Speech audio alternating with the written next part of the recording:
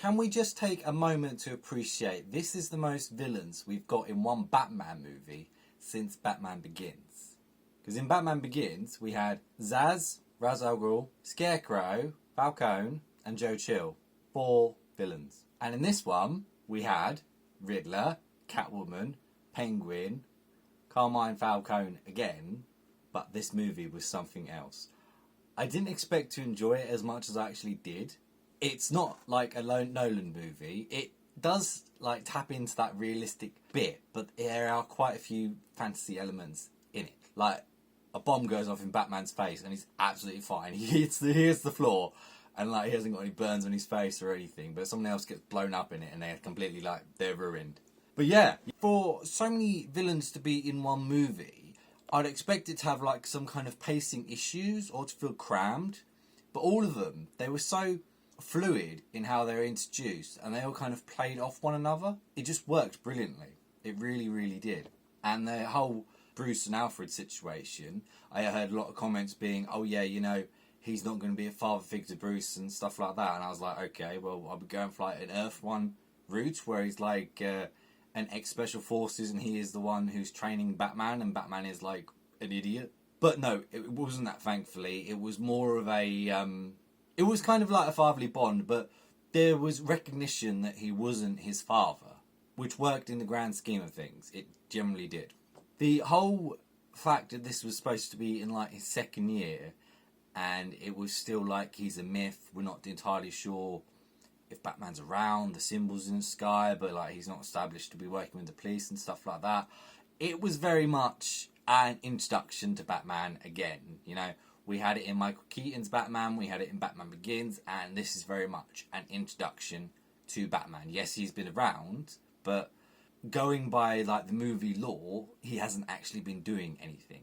He's been in the shadows and beating up a few people to build up his mythos, but for those 2 years he hasn't like impacted the city whatsoever, which is very interesting when you actually think about it, because in Christian Bale's time, I think he was only Batman for about 5 years or something, and the amount of things that he did within like those 5 years as Batman active. Yeah, to have one that's been around for like 2 years and not really do much, it's interesting.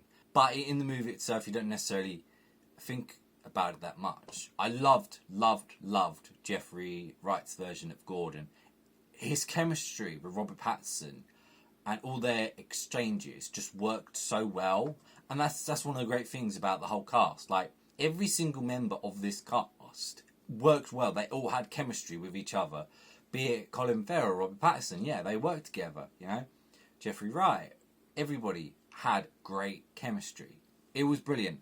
If I had one complaint, it would be the Riddler's introduction, because he screams and jumps at a guy to knock him out instead of what he's got his thing in his hand. He could just twat him around the back of the head, and he kept on twatting him. But instead, he jumps, squeals like a pig, and goes, "Ah!" Flies through the air, and in mid-air twats him. I'm like for the rest of the movie, he's a really, really smart guy, and that is just pure stupidity. I don't know quite why that was kind of kept in. Like, it didn't feel like there wasn't like tension. Like when he was behind him, and the guy was unaware that he was behind him. Yeah, that tension was building and stuff. But then to have the squeal and stuff like that, it kind of broke it a little bit for me. And a lot of the scenes with Riddler, it felt like The Dark Knight, where he always had like the mobile phone. And I understand like everybody does recordings on their phone and stuff like that, but they felt very Heath Ledger-ish, like the way he was going about it, the shaky cam, even the voice and stuff like that. I actually preferred the Riddler towards the end of the film. And for me, like the end of the movie, I won't say what it is or anything like that, so don't worry about that. But for me, that is the point where I actually start to really, really enjoy the character, because he kind of becomes the Edward Nygma we kind of love. Whereas throughout the rest of the movie, he is very much the Zodiac. He has the Crips, he has the Cypher, he has the looks. Also, we didn't really get much time to see like the traps that he did. We only got to see the first one, but aside from that, it wasn't really that gory and stuff like that. Like, this was a 15. I expected to see something like a bit more vicious.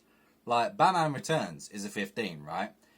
And that has the Penguin eating someone's nose and blood gushing everywhere, as well as Batman lighting people on fire, right? You don't have that kind of violence in this movie. Yes, there are dark themes within this movie, but you don't necessarily get that level of darkness that you kind of promised. There is just so much to like unpack with this movie. It's all just going off in my head like bum bum bum bum bum bum. I will be doing some further videos to talk about each individual character, like all their live action appearances. I'll be comparing all the Penguins, all the Catwomans. If you're interested in that, you know, just stay tuned. Something else I will be doing as well is I will be doing graphic novel reviews. So I'll be doing Tom Taylor's Batman Detective. That will be this week's video after this. I will be doing John Ridley's Batman and The Neighbourhood by Mariko something. I can't remember her last name. They are 3 reviews that I'll be doing because this month I'm going to have Batman month and that will be the theme. So we'll have graphic novels, we'll do some of the animated movies, and also, guess what? I got a Cinemod when I watched the movie. I got a poster. How cool is that? That is going in a frame on my wall. Awesome. So yeah, that's my initial thoughts of the movie. Please tell me what you guys thought of it. Did you enjoy it as much as I did? Do you think Pattinson's a good Batman? Let me know. I'd love to hear it. But as for now, that's a wrap. Thank you for watching.